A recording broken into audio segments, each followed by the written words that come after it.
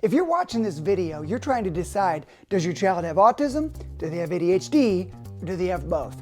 Watch the rest of this video to find out. Hello everyone, and welcome to the channel, where we endeavor to educate, equip, and encourage anybody who's raising a child with a developmental disability or behavioral concern.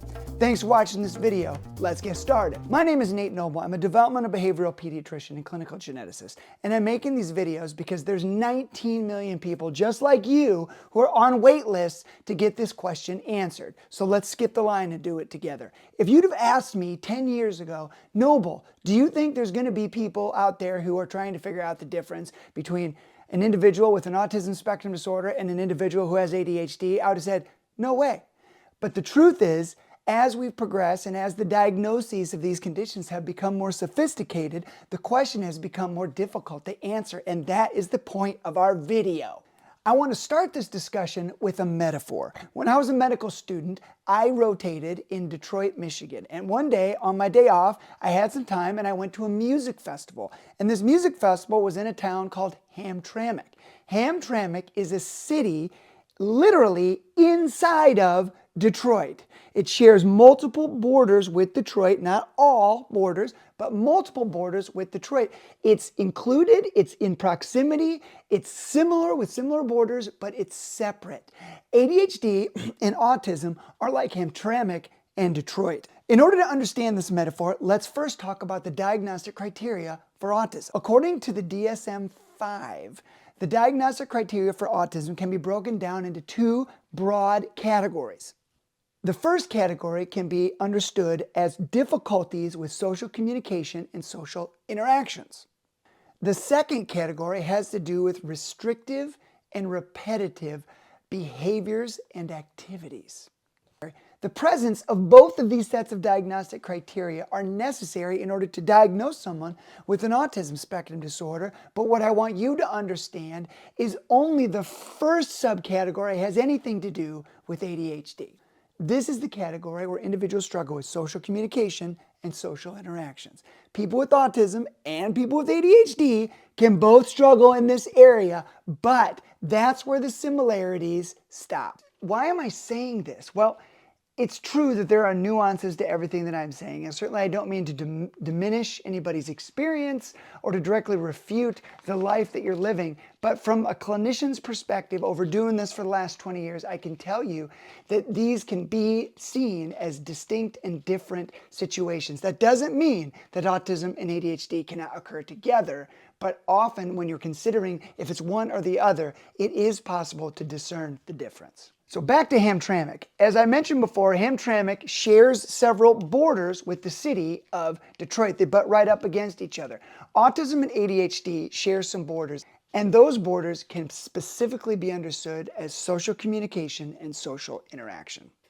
In order to make the diagnosis of an autism spectrum disorder, you must have deficits in all three areas of social communication and social interaction delays. Those three areas are as follows. Number one, deficits in social and emotional reciprocity. What do I mean? This means mutually enjoyable conversation. I talk, you talk. I see that you aren't interested in what we're talking about, so I think about things that you might be interested in, and then I talk to you about that, and then I see your facial gesture change. We go back and forth, and it's a game that we play. It's this ping pong of social communication and social interaction called conversation. Individuals with an autism spectrum disorder struggle to have mutually enjoyable back and forth conversation.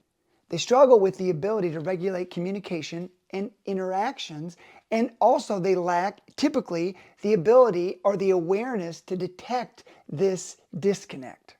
The second subcategory of social communication and social interaction deficits is nonverbal communication skills. Nonverbal communication skills. These are the skills that dictate the ability to maintain eye contact, to interpret facial expressions, to read body language. I'm looking at my watch, I'm looking over your head, I'm shifting on my feet, I look uncomfortable. It's the ability to detect the cadence or the prosody of the conversation, and the tone. This is a sarcastic tone. This is a disinterested tone.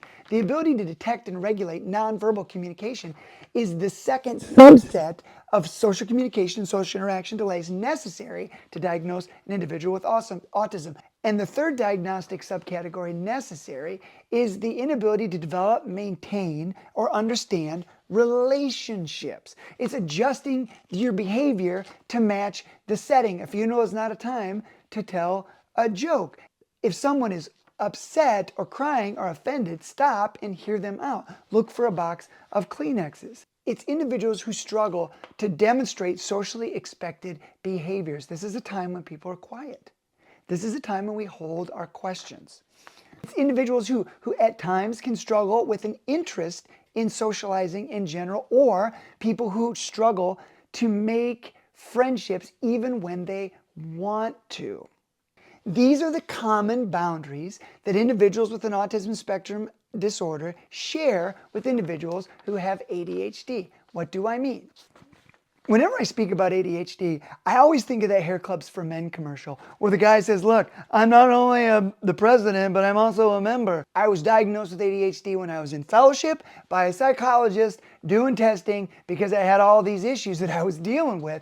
But I got it figured out and I got on some medications, and I can talk about that in other videos. So please know that when I'm talking about ADHD, while I don't have autism, I do have ADHD, and I feel pretty confident in being able to explain how there may be some overlap in terms of how people view an autism spectrum disorder and ADHD. There are common boundaries that Hamtramck shares with Detroit. Individuals with ADHD are basically understood as people who have multiple areas of deficit in multiple areas of their life, in the community, at work, at home, within their family, at church. It happens in multiple places, and it's best understood as individuals who struggle with inattention. So these are people who struggle to hear what you're saying, struggle to be attentive in the information that's presented, struggle to recount the information that's been presented and understand maybe what some of the adequate action steps would be, and also individuals who are hyperactive and impulsive. Let me give you some examples from the diagnostic criteria. Fails to give close attention to details. Difficulty sustaining attention in multiple tasks. Does not listen when spoken to. Does not follow through on instructions. Difficulty organizing tasks in some type of logical sequence that makes sense. Avoids, dislikes, or runs away from any task that requires sustained mental effort. Loses things necessary for tasks like paying for things or car keys or their car. Easily distracted by extraneous stimuli. Any bug at the picnic, any word across the street, any child crying in the hallway, anything. Forgetful in daily activities. Individuals who are hyperactive and impulsive have similar issues to the individuals that we just described who have more of an inattentive ADHD, but individuals who have hyperactive and impulsive symptoms are easier to spot. Fidgets, leaves their seat, runs about or climbs, on the go, driven by a motor, talks excessively, blurts out answers, can't keep it to themselves. They think it, they say it. Woo! Difficulty waiting their turn, interrupts and intrudes on other people. Do any of those criteria sound like they could cause some difficulties with social communication and social interaction? The answer is yes. Yes! And while it's true that ADHD, whether it's hyperactive, impulsive, or inattentive features, can cause difficulties in social interaction, social communication, it's so important that we underscore that they're not the same thing. Why? Because individuals with autism have more than just social communication and social interaction difficulties, don't they? They have a second layer of diagnostic criteria that must be met. Not completely, not in totality, but at least some of these criteria must be met in order to diagnose an autism spectrum disorder. And those are the following: restricted and repetitive patterns of behaviors, interests, and activities. Let me explain. Stereotyped or repetitive movements. I see kids in the clinic, I've seen them for 20 years. There's things that they do with their hands, there's things they do with their feet, there's things that they do with their mouth, there's movements, there's rocking, there's things they do to acclimate to their sensory environment, and it is repetitive. A second subcategory is insistence on sameness.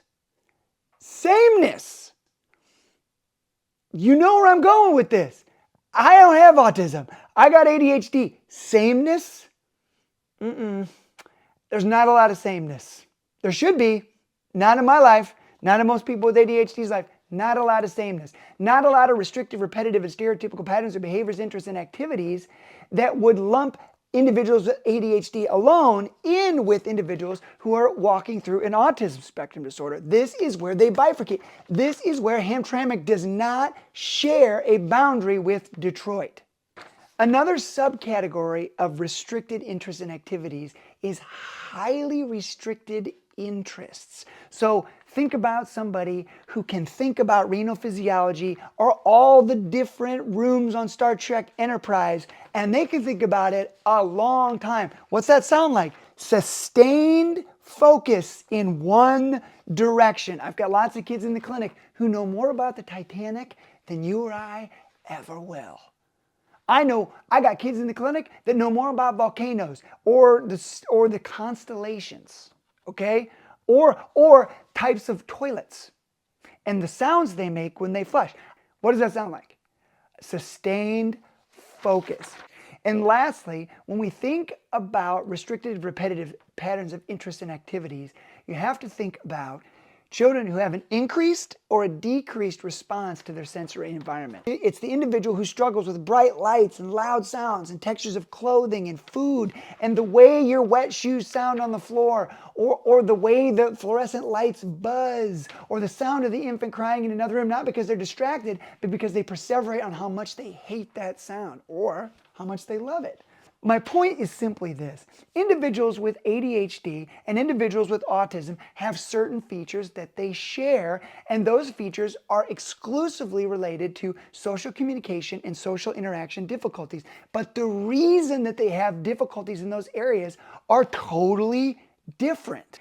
Individuals with ADHD are going to struggle with social and emotional reciprocity, but it's not because they don't seek out mutually enjoyable interactions or because they completely lack awareness. It's just they're not paying attention. They would if they could, but they can't, so they don't. Individuals with ADHD struggle with nonverbal communication because their eyes are going everywhere. They're looking everywhere. They're hearing everything. They're seeing the buzzing of the light on the fire alarm. They're seeing the guy's fancy shoes because they want to ask him where he got them. They want to be everybody's friend, but they can't be anybody's friend because they can't focus enough to be present and available to finish a sentence. Individuals with ADHD can read facial expressions when you can get them to sit long enough to look. Individuals with ADHD might miss some of the subtle cues of body language or people who just aren't tracking, and that can be a common overlapping feature. It's not because they're unable to interpret what that means, it's because they're not paying attention or sitting still long enough to soak it in. Individuals with ADHD can definitely struggle in adjusting their behavior to reflect appropriate social situations. But listen, you've been at funerals, you've been at weddings with people who have ADHD, okay? I don't think they're getting out of their seat or their pew or in the boardroom and licking their finger and sticking it in the CEO's ear and giving them a wet willy. They're probably not doing that. They're bottling it up. They can, to some extent, acknowledge that this is not the time or the place to be me. I just got to take my thoughts inside and deal with it until we get out of here, and then I can talk forever about all the great ideas I have about how to make this company fantastic. Let me shift into third gear now. What do we do when we have an individual who has an autism diagnosis and also has ADHD as a feature?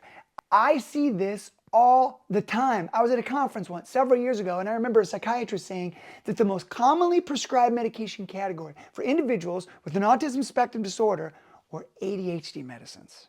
And I thought, that's crazy. There's no way that's true.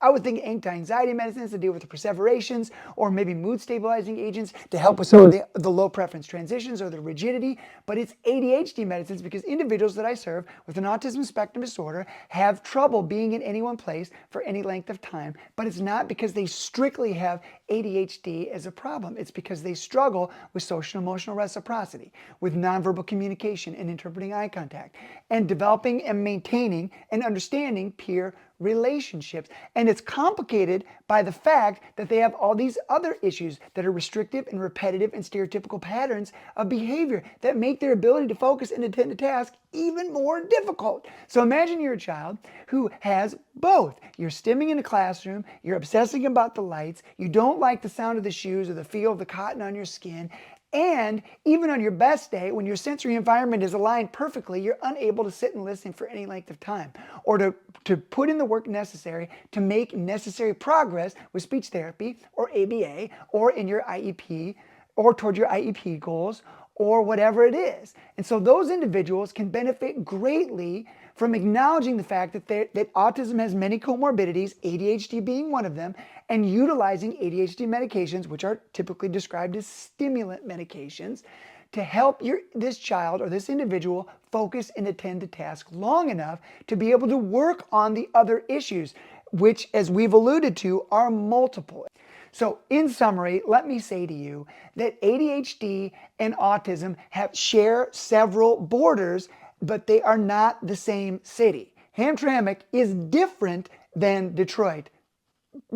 Probably both groups are happy about that, okay? But that doesn't mean that they don't share borders and they don't have things that overlap. And it also doesn't mean that you can't have problems in both areas. Okay? You can have ADHD and you can have autism. You can have autism, you can have ADHD. They can be co-occurring conditions, but it's not one versus the other. If you're concerned whether or not your child has one or the other, I hope this video has been helpful to you so that it can provide you some clarity and give you some next steps. Thank you for your attention. If this has been useful, like and subscribe. And please share this with the 19 million people who desperately need it. We're making these videos to help you skip the line. Don't wait on wait lists when you can get information that you need right now. Check out our other videos. Thanks for your time. More to come soon.